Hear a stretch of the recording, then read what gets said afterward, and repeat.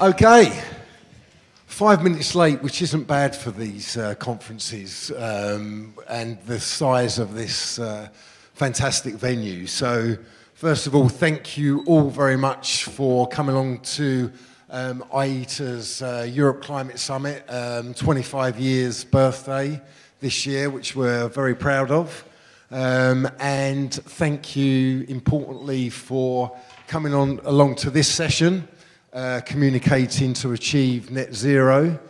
Those of you who have been in attendance at previous communications panels at our climate conferences, and I've moderated, you know I like a lot of energy in the room. I will involve the audience quite early on. Well, I'm going to give our panelists 5 minutes each. I'm going to time them. I've told them I'm going to cut them off if they go over those 5 minutes. So after 25 minutes, I'm going to throw it open to you all. Be ready for questions. I won't pick on you. It's not like being at school, but I want energy. I want challenging questions. We know by this panel here that there are going to be differing views. That's what we want. That's why we've invited the panelists here today. We don't want to be talking to ourselves in a bubble. So hence why we want a good, rich, and robust discussion. So, my name is Mark Downs. I'm the Communications Director at IETA, and I won't introduce the panel myself. I'll let them do that. I've got a running order here.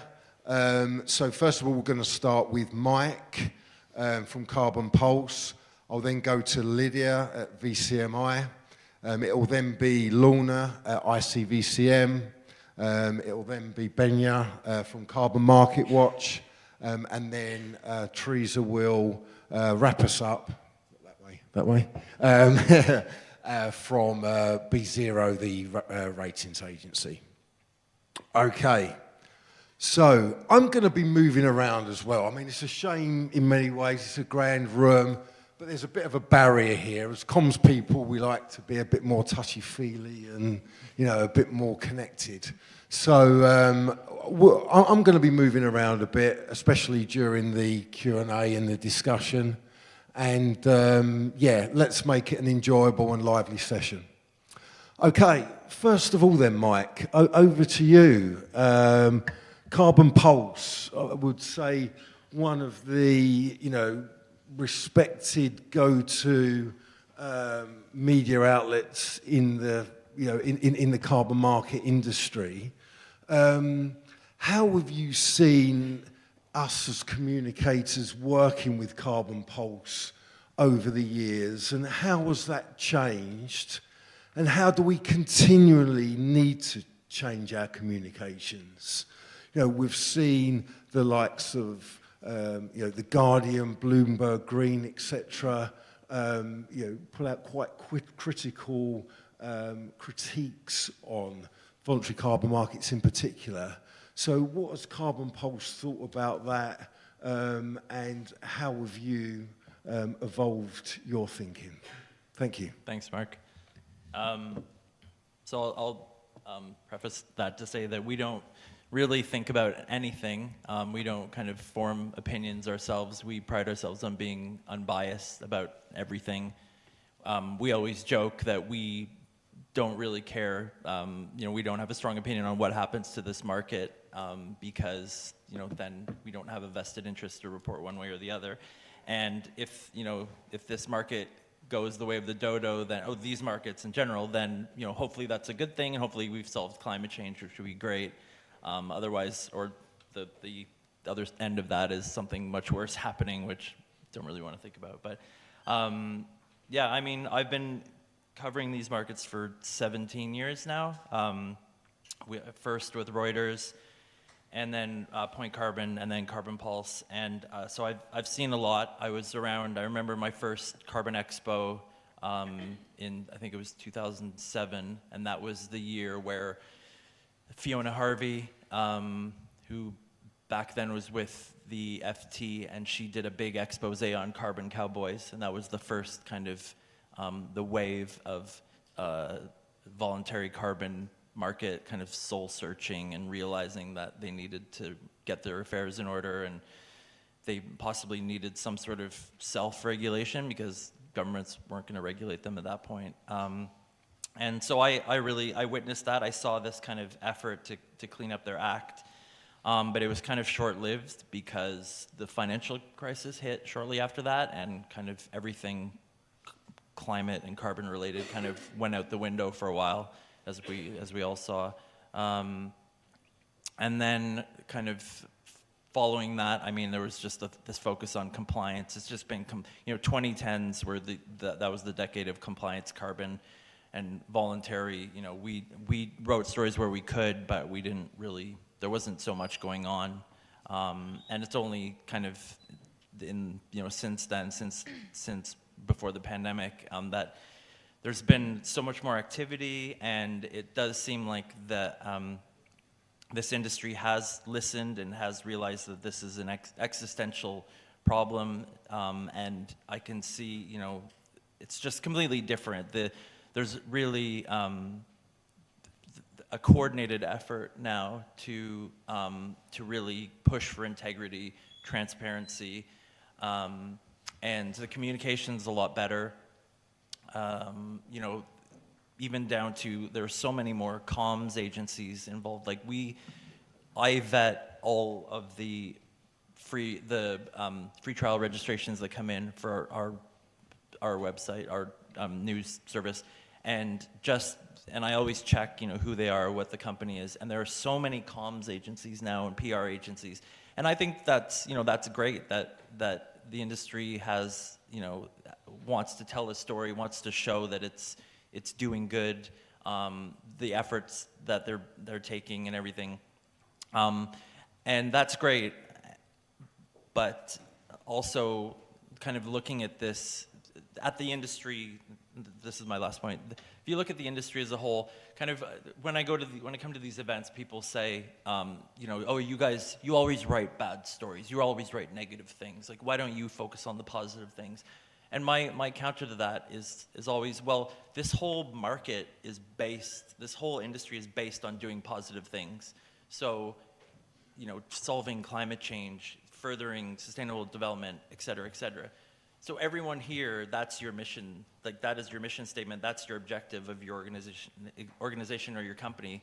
And so if you're doing what you say you're meant to be doing, then, like, from a press perspective, from someone who's trying to write and sell stories, it's not really that great of a story. Like, it's like kind of Google coming to us and saying, hey, we operate a search engine and we're doing it. And it's like, great. So for us, it's like, it's the negatives. It's the negatives that those are the things that stand out. And when people are cutting corners, or when people are, engaging in questionable behavior, et cetera, like the things that, more so The Guardian and Bloomberg and, those guys write about, then those are the things that really stand out. And I think those do the whole industry a disservice. So, yeah.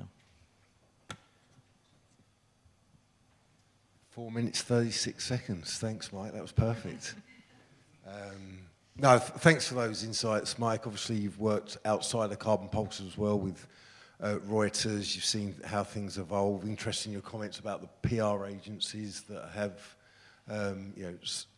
been engaged by a number of companies and organisations as well. And yeah, interesting comment there about, well, you're doing what you should be doing. So yeah, I think we would like maybe a little bit more credit sometimes for some of the over and beyond and the positive stuff, but I'll let others comment on that. Okay, next to Lydia at VCMI. Lydia, a lot of work going on the buyer side, the claims code. Can you say something about VCMI's journey, what it's doing in terms of its communications and its work with companies? Thank you. Great, yeah, thanks. And hi everyone, Lydia Sheldrake, Director of Policy and Partnerships at the Voluntary Carbon Markets Integrity Initiative, VCMI. For those of you who are not aware, VCMI was set up in the run-up to COP26 by the COP26 presidency with a mission to enable and ensure that voluntary carbon markets make a real contribution to the Paris goals. And in order to do that, we do two things. One is develop demand-side standards, so standards for the use of carbon credits and claims that can be made about that use by companies. And we also, on the supply side, support capacity building in jurisdictions in low and middle-income countries so that they can access voluntary carbon markets and channel finance where it needs to go on the ground. Because our mandate is voluntary carbon markets which contribute to Paris, which is not just about building the market infrastructure and rules, but it's also ensuring that delivers impact on the ground in support of NDCs.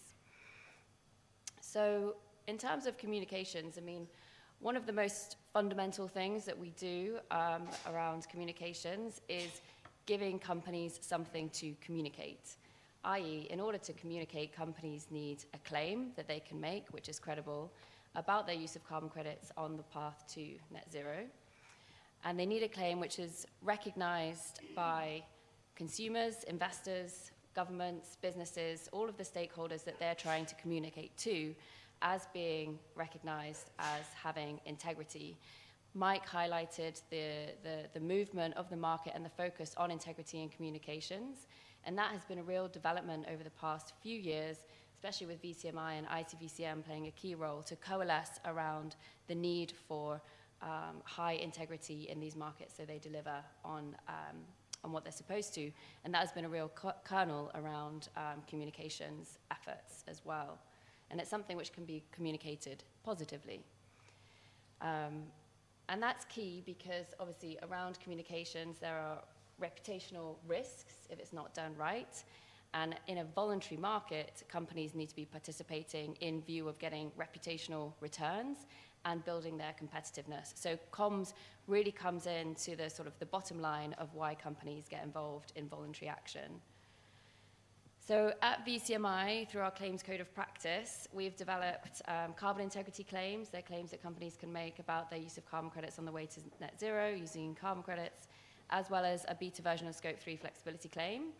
That has been through hard and careful, robust work over sort of 1 to 2 years of collaborative process, so that those claims come with a monitoring and assurance process so that they can be verified as well, which is also key for communications and having robust communications which you can draw on.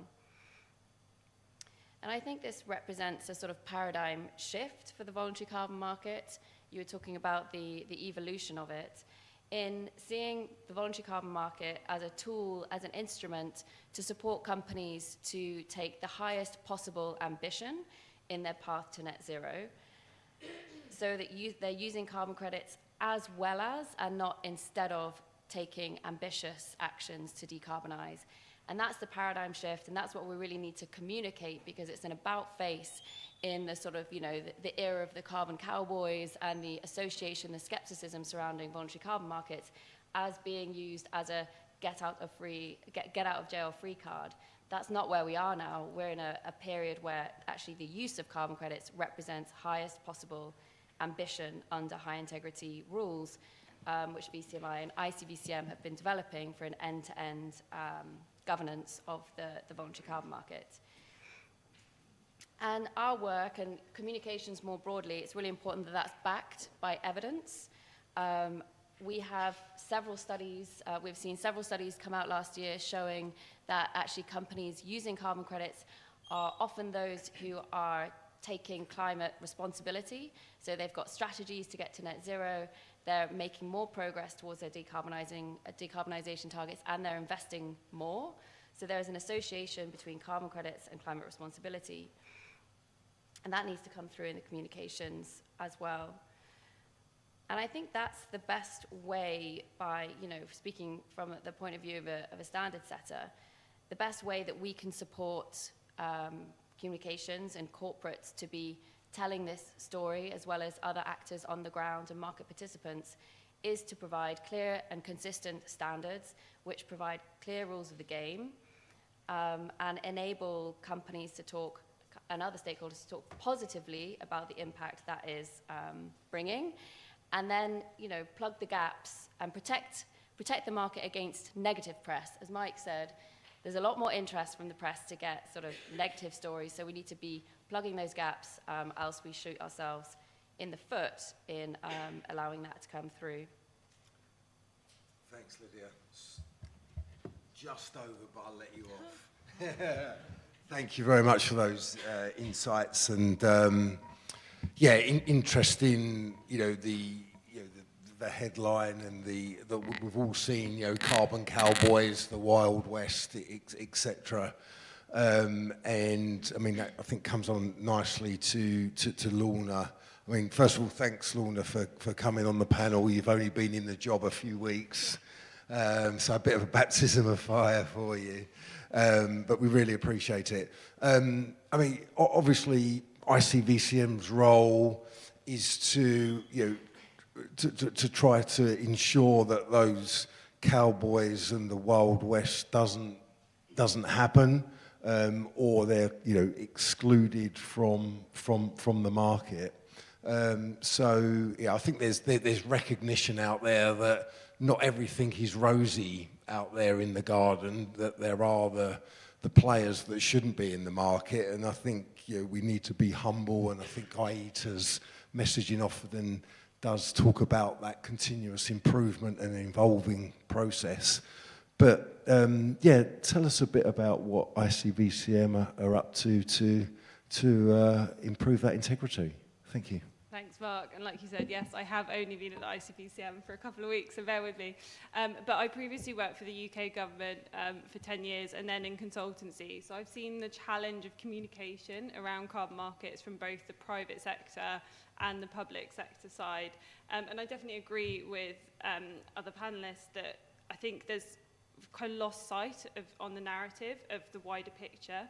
The purpose of carbon markets is to direct finance to mitigation projects in developing countries, to support sustainable development and support ecosystems.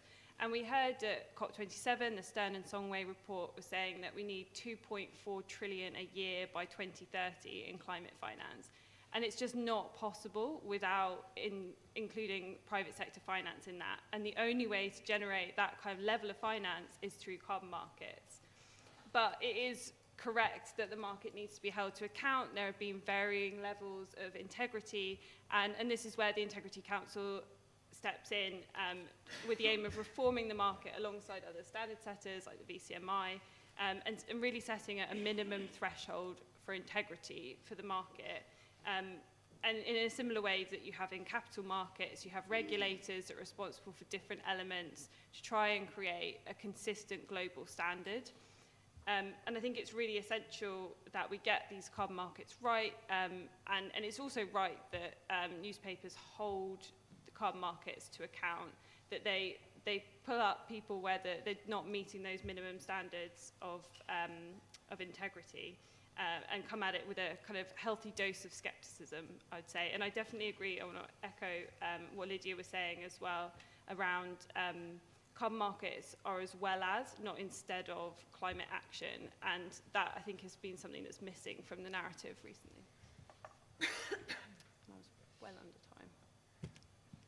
Excellent. Thank you very much. Gave us some time back. No, thank you. And I think that's your last point around, what we need to remember, and I think communicate better, as you said, is around the point that, carbon credits are there as a last resort. It's about eliminating and reducing emissions first, and then obviously there are some sectors out there that are not able to do that at the moment, so that's when carbon credits come in. Thank you. Benya, first of all, thank you very much for coming. We very much welcome Carbon Market Watch coming along to an event like this, which maybe can feel a bit overwhelming. But as I said at the beginning, we want the robust discussion and challenge, and that's very important to us, to ensure that we're communicating outside of the carbon markets bubble. So could you say a few words about where Carbon Markets Watch come from and approach the issue of carbon credits? Dare I say it, I think the three letters of SBTI are probably going to be used a number of times over the next few days. But I think everyone in the audience will be very interested in your perspective. Thank you. Yeah, thanks so much for having me. Benya from Carbon Market Watch. We are a watchdog organization in carbon markets. We're different teams on different topics, so we're working on EU ETS, but we're also keeping an eye on the voluntary carbon market and all different developments. So happy to be here and to share some insights about our work. I'm personally working on voluntary carbon markets for the most, and I have been starting to focus a bit more on corporate climate action as well. So I, as an NGO, want to bring in a bit of the CSO NGO perspective by sharing some insight about the project that we have been launching a week ago, the Corporate Climate Responsibility Monitor. That's a project that we have been launching for the third time now in collaboration with the New Climate Institute, where we are looking at the climate strategy and communication of big companies. We have a sample of self-declared climate leaders, but also bigger public-facing companies, and we tried this year to really look at the 2030 targets of companies and how robust the strategies are. And there's a lot of different findings, a 215 pages report, so it's quite some work. But I spare you of that. I just wanted to show you a little bit of the findings that we had on carbon credits. So what we saw is that companies are still using carbon credits to reach their climate targets, and that is in a lot of facets a bit problematic, because it does suggest that progress is further than it actually is, where we can't really make sure that tonnage is accurate. And maybe that's something that Teresa can also or has some numbers on, but I was looking at the top rated projects that really deserve an A rating, that really represent 1 ton of CO2 emissions reductions. They're like 1 to 2% of the market, or at least of the rated projects so far. So that kind of gives you an indication of do the tonnages level, and there's quite a high risk when companies are doing that. So next to also suggesting that a company has no or little impact on the climate. What we also found during the analysis, that it's really, really hard, because those are problems, but it's really hard to figure out to what extent companies are actually using carbon credits against their targets. So there's a little transparency on the extent. So it was quite interesting to see in the report. But what we also saw is that a lot of companies moved away from carbon neutrality claims and actually looked at other systems. We saw this paradigm shift of going from carbon neutrality to beyond value chain mitigation. We think that's really valuable, this contribution model, because we just see that offsetting, the ship has said it's the time of carbon neutrality claims is over, also with regulation in the European market at least. And we kind of see that the effort to kind of change, to go into a future where we can have honest communication and clarity about what is happening on the corporate level, really means owning up to, I don't know, problems or uncertainties, and going forward with we don't know exactly what it will bring, but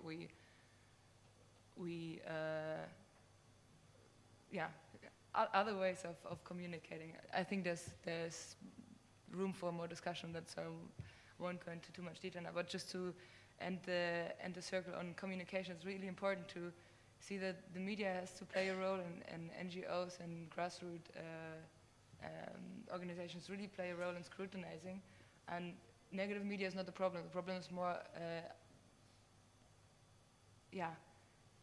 saying that there is no problem, because that's not. I mean, that's quite something. But I mean, there are good things. There are good initiatives. There's rating agencies that try to make to differentiate and filter out good projects. There's integrity initiatives. So there are a lot of good things. But scrutiny is a job. So that's something that we're active in. I started my timer a bit late, but I think you're about, that was probably under 5 minutes, so thank you very much. Okay, over to Teresa to kind of wrap up the panel session. Another note to the audience, after Teresa's intervention, I will be inviting the audience to ask questions, make comments. So please be ready. We want it energetic. We want a lively discussion. I think you've heard a lot of good stuff here. So please be ready with your questions. Okay, over to Teresa, representing B0, but ratings agencies. So over to you, Teresa, to tell us about the work that ratings agencies and B0 do and how the ratings agencies communicate. Thanks, Mike. Your timer thing is extremely stressful. Do you want to just put the timer here so I can have all the extra minutes that people didn't use? Hi, Teresa Hartman. I'm the Chief Ratings Officer at B0 Carbon. We're a global ratings agency, so we really evaluate projects that issue or do not yet issue carbon credits on a scale from AAA to D, where we basically assess the likelihood of that credit representing a ton of carbon removed or reduced. So to your point on scrutiny, that's basically our mandate, right? I would say our mandate is to funnel finance into high quality projects, right? And like at the moment, as you're saying, like the ratings distribution is skewed. So if you look at the distribution, it's really clustered around the B's and C's, right? So it's skewed towards the lower end of the spectrum. And the hope is obviously that by bringing transparency to the market, by showing what an A-rated project looks like, or a AAA one day, we don't have one, is that we help move ambition, right? Like, can we help move the market towards really high quality units? So that's what we do. I'm not going to talk about that anymore, but I'm going to get a little bit controversial. I feel like that wasn't controversial enough. I think that was your job. But, you know, I think on climate comms, as a community, we've failed, right? And like, I very much include myself in that. I used to sit at the World Economic Forum, organizing Davos, right? And like, trying to get a climate and carbon market message in front of world leaders, right? And like, I don't think we've done that well. And the measure of success is how quickly are we moving on climate change, right? And like, carbon markets are a huge contributor. It's like one lever that we have to combat climate change. And if we as a community cannot like arrive at a point where we communicate why this is an important lever, then we're doing the world a disservice, right? So we need to do a little bit better, right? And like, I think basically we're failing to break our bubble, right? Like the SBTI story completely blew up in like Carbon LinkedIn last week. I don't think that most people in the world who are not in carbon actually understood what we were saying, right? Like, well, like scope 3 emissions flexibility claims, like the language is not accessible, and because the language is not accessible, we're not reaching a new audience, right? And I think that that's an issue we need to tackle, and we need to unite behind a message, right? Like, we're very, very expert, right? And we're fighting over very, very expert details, and rightfully so, right? Like, these are all very important things that I fully believe in. It's important to like figure out what we're doing about like scope 3 flexibility claims. It really is. It's just, that's very difficult to explain, like even to our clients, never mind my mom or my sister, who then eventually turns around, right? Like, these are smart people who are like, I've understood nothing. So I'd like to throw that challenge out there, right? And like, we just heard like how many PR agencies there are bouncing around the market. I have one. ICBCM has one. VCMI has one, right? And like, we all need them for our own brand building, right? And rightfully so. But like, would it be so difficult to have joint comms, right, around ratings education? Well, we do ratings education around carbon market education, where we pool some of that crazy funding that is really flowing into PR agencies to think a little bit about like, how do we get the positive story out there, right? So like, it's like crises sell copies, right? Like I completely get it. It's more interesting to talk about, to write about a conflict than to write about mangroves yet again have improved biodiversity, right? Like that's what they're meant to do. I get it. But like, you know, can we unite behind a few messages, right? And I think that there are messages where we do agree despite the technical differences that we have, right? So like, we need to reach net zero. We can all agree, right? Carbon markets are an important lever to do that. I think in this room, we all agree. We all agree? Right? So carbon markets, we need net zero. We need carbon markets to get there, right? We need to scale markets as a really efficient way of investing, and we need all solutions everywhere, right? Like we do need nature, we do need technology, we do need removals, and we do need avoidance. We need all of that, right? And like, there's a few messages that I think we can align behind and send together while we figure out the technical details, right? And I think that is mostly what I was going to say. Maybe last but not least, right? Like I feel like that's maybe a message that got a little bit lost in the dialogue last week, right? But like, there's a timeline issue here, right? Like it matters when we emit carbon. It matters whether it's in 2024 or whether it's in 2044, right? As in like, we need to avoid feedback loops, and for that we need to avoid emissions now, right? And that's what carbon markets are really, really good for, right? So like, yes, of course, everybody should be like reducing and abating their scope 3 emissions, but if you haven't figured out how to do that yet, then a carbon credit is a really good way to avoid increasing atmospheric carbon stocks in this decade, and this decade is when it matters, right? So that's just one that that's a little bit more technical, that's probably not for the broader public, right? But like, it would be really great if we could actually drive home that message as a community. Was that? Oh, 4 minutes, 56. Well done. Thank you, all panelists, for their comments. So I think really, you know, looking at the text trailing this session, do all stakeholders agree that carbon markets are essential to deliver net zero? Now, I think what we've heard from this panel, is that a yes? We do think that carbon markets... Under a few conditions, I would Under say. a few conditions. All right, let's wait for those conditions. Let's wait for those conditions. Okay, the audience. Let's say we've got 20 minutes or so now. Let's have a lively discussion. I want to hear from you. What did you like from what the panelists said? What did you like? What didn't you like? Any other comments, observations? What was missing? I don't want to pick on anyone. First person here. Thanks. Hi, Ed Rumsey, Permian Global. I mean, question for the panel, but particularly Mike, I get your comment, you know, scandals sell papers and Google delivers search engine doesn't. What sort of scale impact do you think the panel believes we would need to see for positive news to hit the mainstream press? Like Bezos delivering $10 billion to the Bezos Earth Fund, like that made the press briefly for about a week. Like what do we actually need to do to get on the front page of the Times, in your view?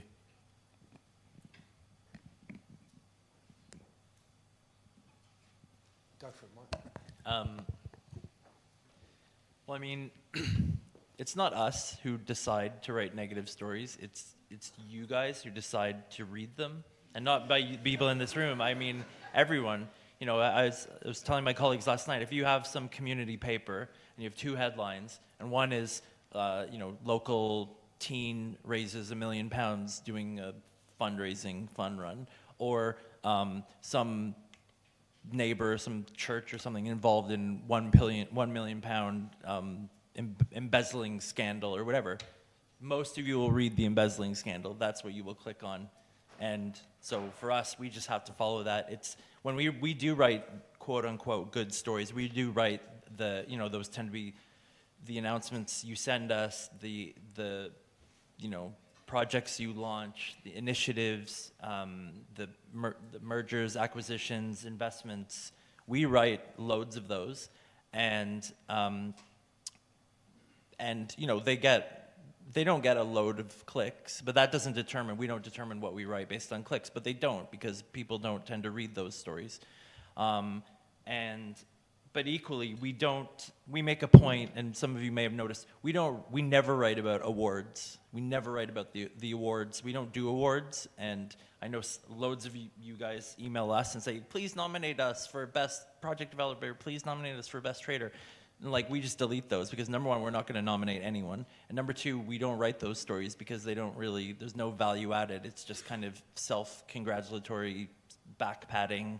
You know, it's for us, and it doesn't bring, like the thing that for us that determines what we write about is, does this impact the supply or demand of carbon units in any given market?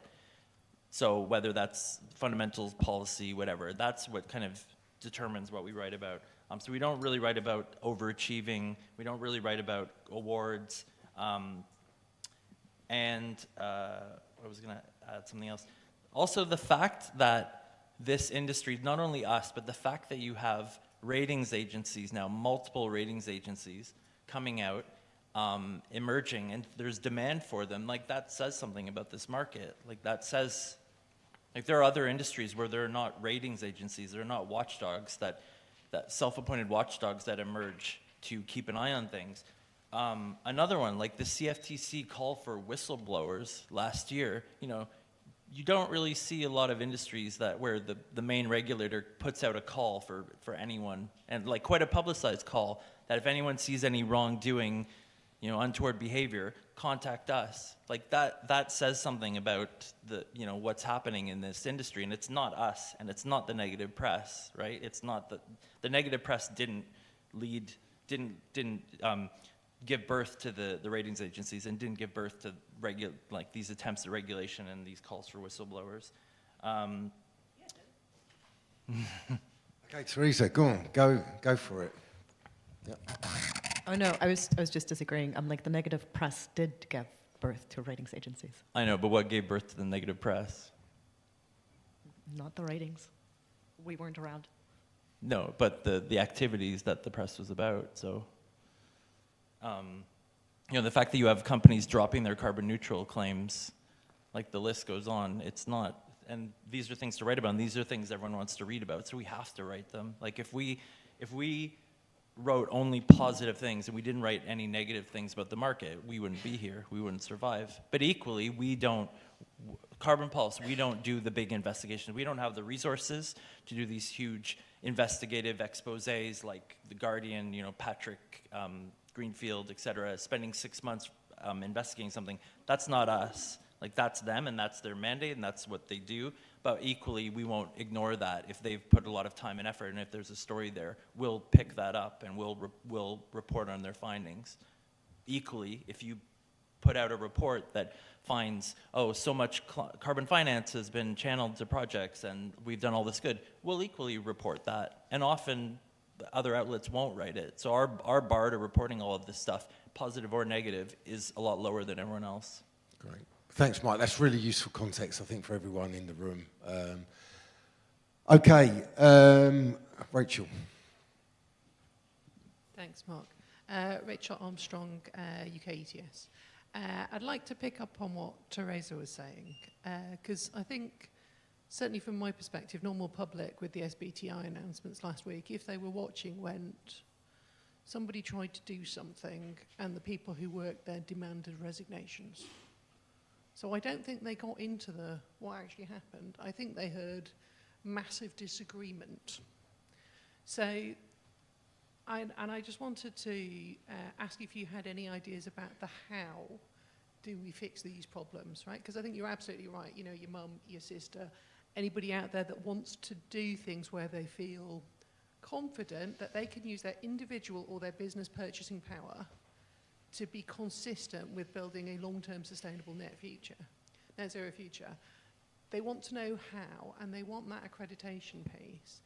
And so there's a piece about internal communications about why do we indulge in the technical debates about nuances which detract from the message for the public, and what can we do better on communications to specialist audiences that help them to recognize that the conversations would be more productive if they were moving the agenda forwards rather than restatement of entrenched positions.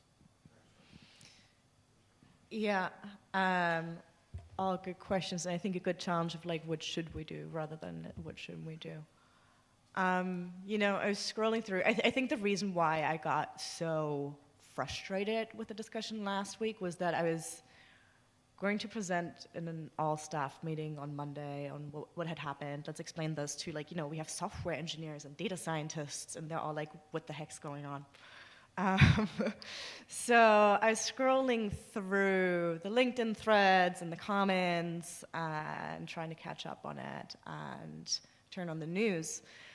And Iran had just launched rockets on Israel. And I was like, what is wrong with this community? Like, we're on the verge of World War III, and all of us are on LinkedIn fighting about an SBTI internal governance process, right? And I was just like, to me, like, that was such a moment of disconnect from a community that, like, I love and I cherish, and a market that I want to build, and a solution that I really believe in, right? But it was such a moment of disconnect where I was like, can't we take a step back and acknowledge the bigger picture, right? But yeah, like, to go back and like pick people up where they are, right? Like, people are worried about a war. People aren't right now listening to Scope 3.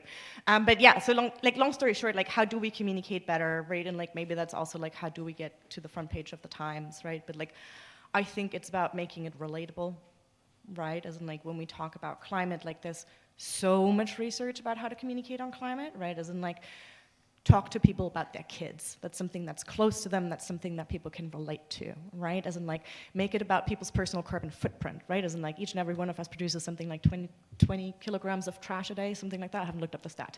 But people can relate to that, right? Like, people can relate to nature, right? And it's a little bit like, how do you get those stories in the Times? Like, I don't think that we can get a story in the Times that says that, once again, avoided deforestation has improved biodiversity more than afforestation. You know, I'm like, no, that's not going to make the front page of the Times, right? But like, we can take out paid ads, right? And like, we all do. So like, what's wrong with like a page, like a massive page-wide paid ad in the Times that says, here are kids that went to school because of a Cook Stoves project, right? Like, here are floating COVID testing centers in the Amazon, right? Because of carbon projects. Like, here are like all the little like beetles and insects that we protected because of carbon projects, right? And like, we can do that, right? And like, I think it's about relatable stories in like a broader forum with a broader audience, right? And like, that's what it's about. And like, picking people up where they are, right? As in, like, if everybody's worried about a war,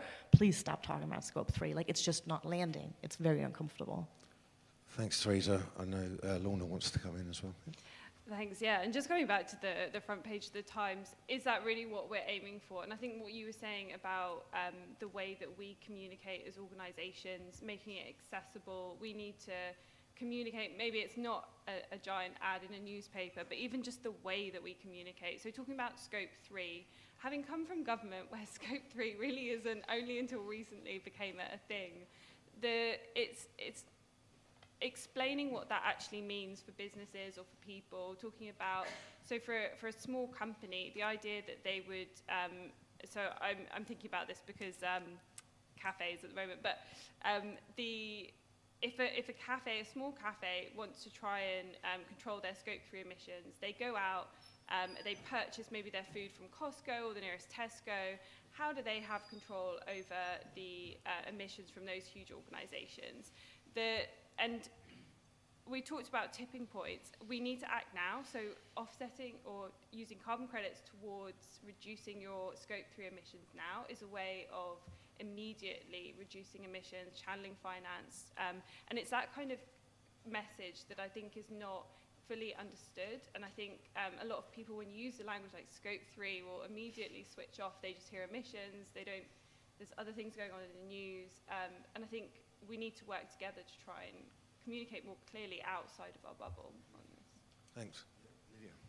Thanks. Just to add on that, I think Lorna made a really important point that actually, like, what is it that we're trying to aim for through communications and, you know, placing content in papers. And actually, I think what we're aiming for is for this to be a non-story, for not to be coming up in the mainstream news, because as we know, and as Mike has highlighted, mainstream, it's not going to be sexy in mainstream news if there's not a scoop. And we really want to get to a place where there aren't scoops day after day on voluntary carbon markets, so that the use of carbon credits, the voluntary use of carbon credits, becomes an inevitable, uncontroversial thing that companies do to take responsibility for their emissions. And, you know, and in that case, the general public don't need to know about Scope 3 emissions. And once that is uncontroversial, this, you know, the announcement from SBTI, probably you wouldn't see that in the news if you know, if we were able to take the controversy out of voluntary carbon markets, so that then it becomes a non-story. In order to get there, we need the clear and consistent standards, which are developed through robust governance processes, and we do need to transition into that non-controversial space. As Teresa was saying, we do need a concerted effort to put forward the positive, impact-driven story on the role that these markets can play as part of a broader finance and climate solution. Thanks. Benya, go for it. I'm also, guys, I'm conscious of time. I don't think there's anyone in this room immediately after, so I would like to go, say, for another 10 minutes. I know we're a bit later started. Some people might need to leave. But I think it's a really good discussion. So if you need to go, go, but I'm going to carry on until 10 past. Benya.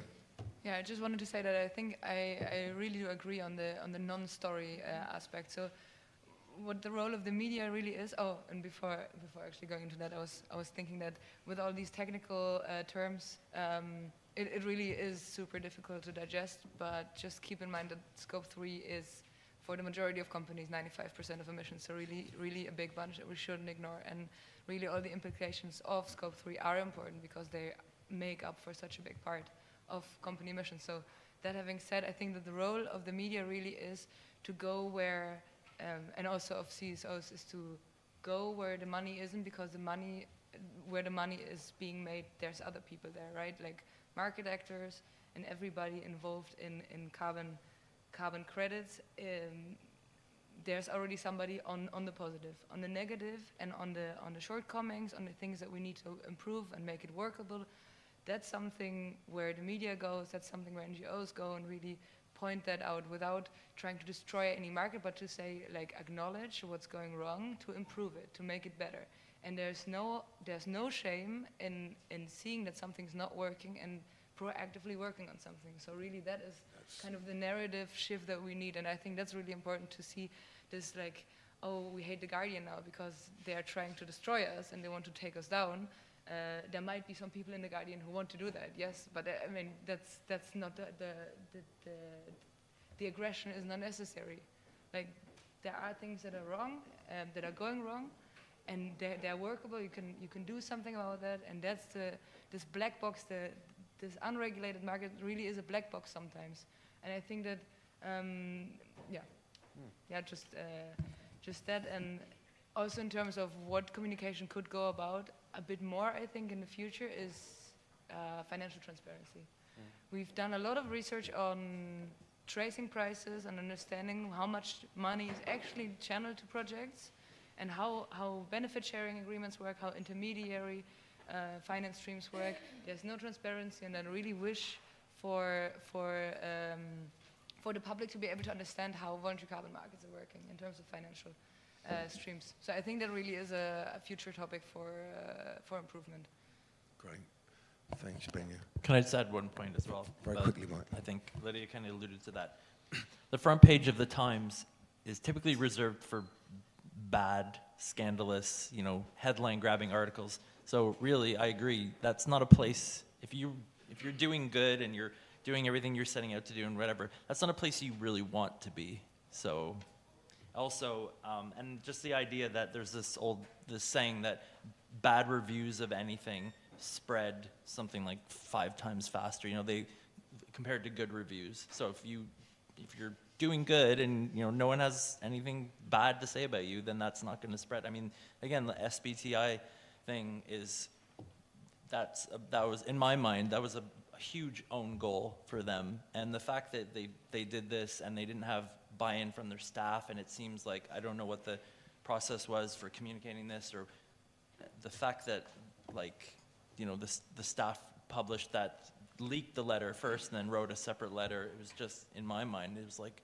and it's unfortunate for the industry because those are the stories. I've seen that story everywhere. I've seen that story in broadsheets. I've seen that story in outlets that never cover carbon, never cover voluntary carbon, and that's the story they've picked up on. So Yeah. No, thanks, Mike. That's good. Okay, last 5 minutes. I want to group 3 questions. So, first question, and then we'll have 3. I'll try and be quick. Hi, I'm Marta from Curate. We work on carbon removals. We spent so much time talking about stick, and I wonder if we can talk about carrot. I think part of the reason why it's so polarizing, offsets versus removals, nature versus tech, is because we're all fighting for like a tiny book of business. There's not enough capital in the market to achieve all of the climate goals that we're trying to achieve. And then when we speak to buyers, a lot of the buyers, well, the incentives to properly invest today are not always there because of the state of compliance. We can't necessarily speed it up to be done by the end of the year. But then there are incentives that can be linked to brand and reputation, being seen as leaders.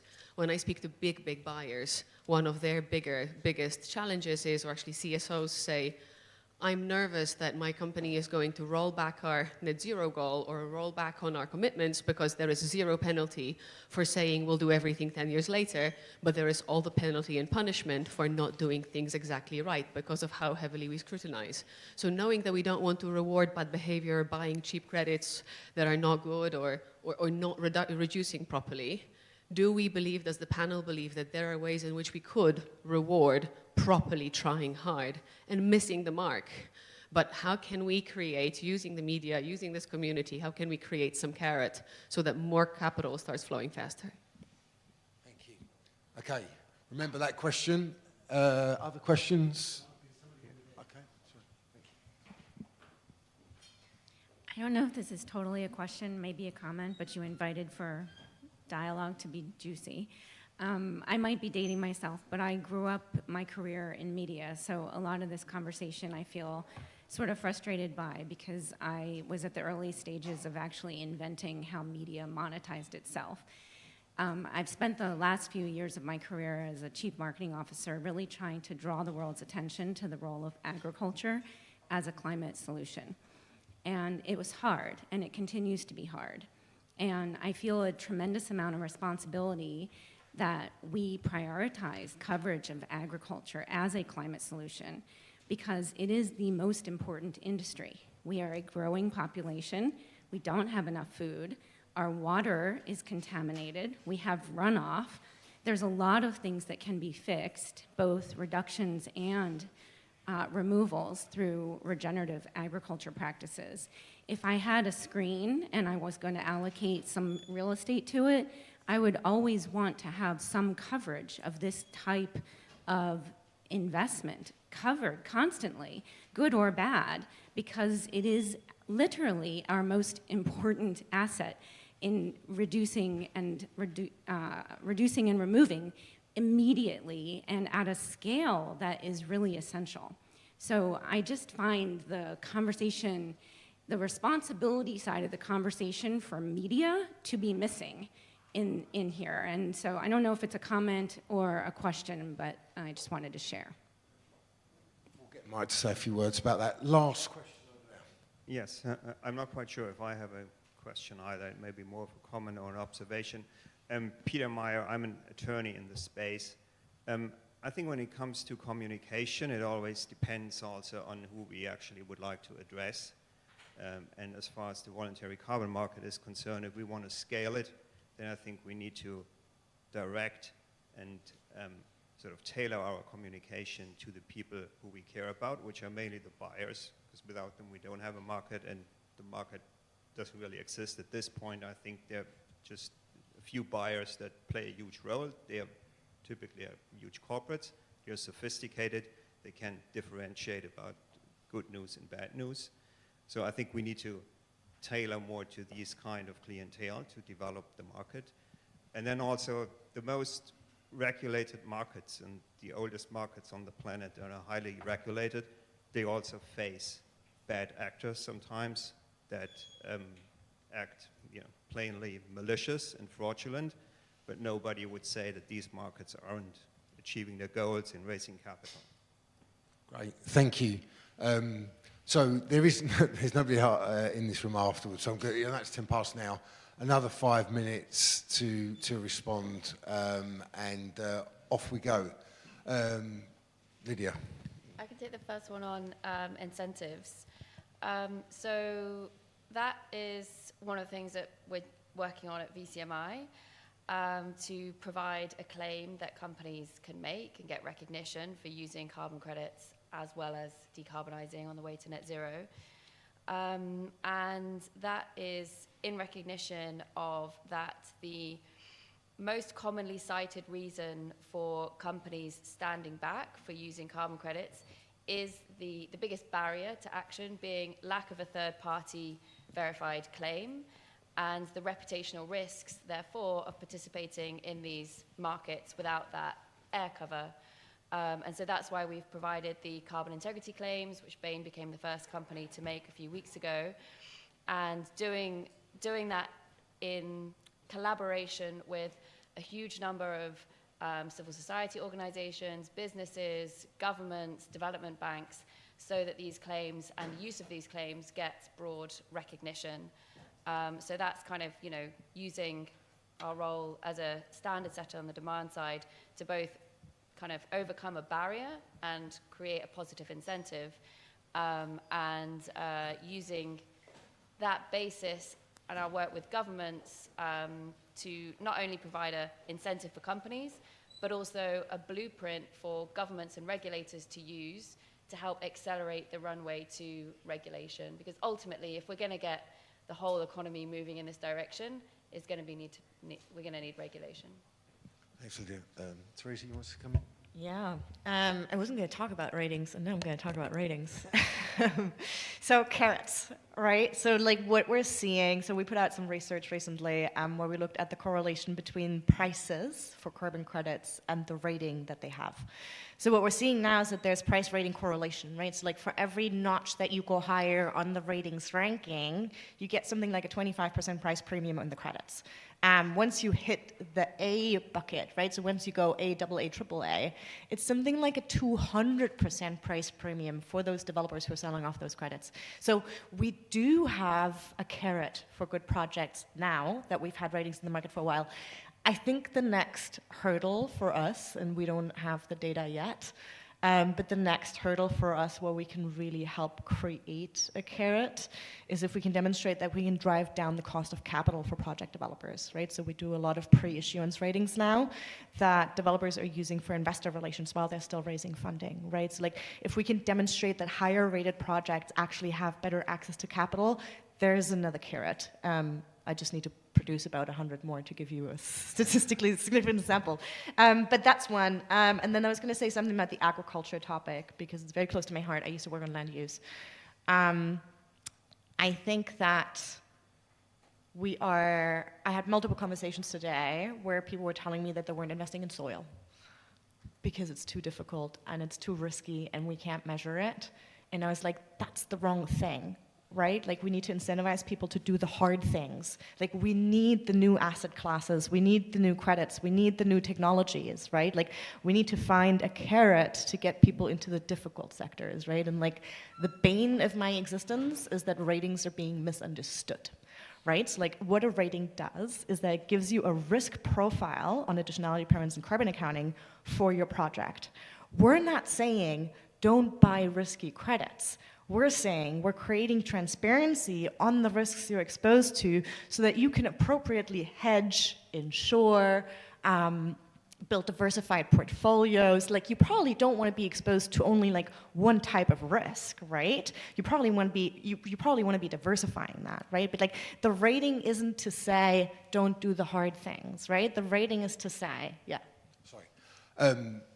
1 minute. So can I say 30 seconds, Benya? Is that okay? Thank Absolutely. You. I was going to second what you're saying. Ratings are there to indeed show the risk of the representation the tonnage, and that's where the use of the carbon credit really comes in, right? Like, what do you use your credits for? Do you use them for reaching your climate targets? Do you use them to claim carbon neutrality? And when you're doing both of those things, you kind of have the pressure on you and on the project and on everybody that this carbon credit actually represents 1 ton of CO2 emissions reductions or removals. And that's where the problems come in. That's where you have this whole design problem. And that's why I think a good way, as a carrot model, is to use a contribution claim where you're basically saying, these are the risks that we're facing, here we are.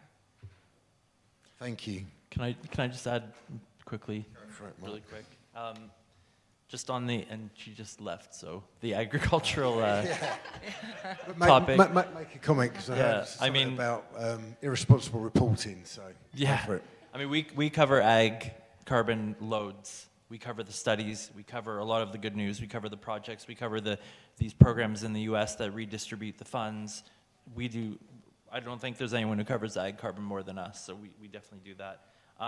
As well, I just want to point out that when we do report negative things, and this isn't something that's kind of, we probably well communicate for us, but we have a comments section on our website, not a comments, but we have a contributed content section where we allow especially our subscribers to write op-eds, to write columns, to submit things to us. So if, for example, if SBTI had come to us this week and said we want to write a rebuttal on this, or we want to explain what happened, or blah, blah, blah, we'll publish that. And we don't scrutinize it, we don't edit it, and we allow all our subscribers one piece of free contributed content every subscription cycle where they can come in and they can basically say whatever they want, and we will publish that in order to provide this platform for discussion and balanced reporting, balanced communications. I know Guardian and FT and everyone else, they don't do that. Yeah. So, and then my last point is just to close, things are about to get a lot tougher for carbon pricing. I don't know if you've seen, but like we kind of saw the first inklings of that with the Gilets jaunes protests in Canada. There's a huge backlash now against the carbon tax there, which is revenue neutral. All the money brought in from the carbon tax is recycled back to consumers, and yet there's a huge backlash against that and against carbon pricing. There's already, the US is very kind of a lot of it's anti-climate change, anti-climate science, anti-carbon pricing, anti-cap and trade. And as populism grows, as this anti-carbon pricing, anti-carbon markets movement grows, things are going to get a lot harder. The message is going to be a lot more difficult to communicate. It's going to be more scrutinized. As more sectors are brought in, ETS2, I mean, so far it's been relatively easy in the EU with carbon pricing on power generation and industrials. Consumers don't feel that directly, but you suddenly bring in from 2027, 2028, a 45 euro a ton tax carbon price on petrol and on heating gas for your home. That's going to be felt, and that's where this industry, this sector, and everyone else involved in carbon markets needs to get ready, in my view, for this, for basically when things get a lot tougher, when we finally face some pushback from the population, people don't understand, more press scrutiny, especially from, say, the right-wing press or the climate deniers, and then as well, just the pointing out hypocrisy, which is the constant theme of Davos and COP, and all these people are going to, 100,000 people have flown to Dubai to talk about climate change. That the rife hypocrisy in that, and that will always be a talking point for the people who are against these markets and who want to bring them down. And we need to address that as an industry. All the things I've just laid out, because as I said, it is going to get tougher. Yeah. Mike, that's a really nice insight. I'll go back to the positive around Carbon Pulse saying about the free piece that can be published, and let's end on a positive. So if you're a subscriber to Carbon Pulse, remember that offering. We're going to have to end there. Really appreciate you all coming and importantly staying over the past hour or so. Hope you've enjoyed the session.